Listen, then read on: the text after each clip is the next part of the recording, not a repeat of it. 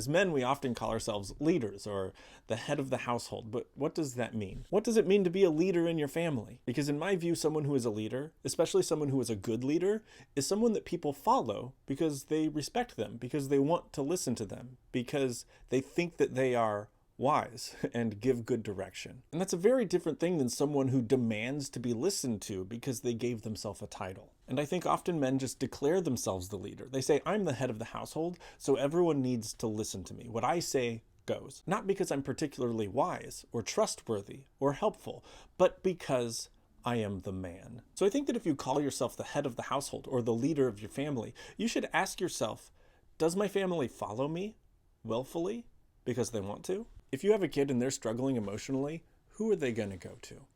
Who are they going to ask for advice? If they're fighting with their best friend and they don't know what to do, are they going to talk to you about it, or are they going to go to the other trusted adult in their life? How much do they trust your ability to lead them in a direction that is good for them? Personally, I think we should get rid of these titles.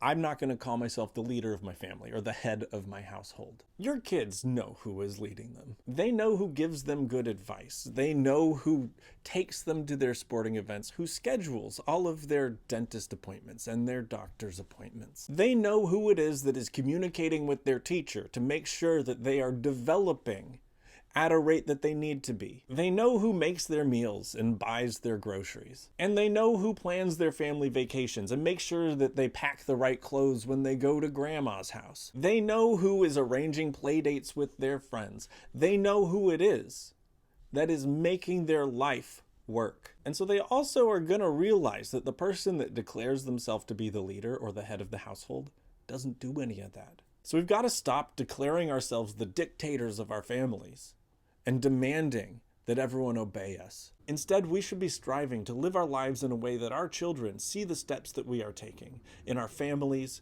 and in our communities, and they want to follow in our footsteps. And then when they are grown adults, they get to decide whether or not they think we led them in a good direction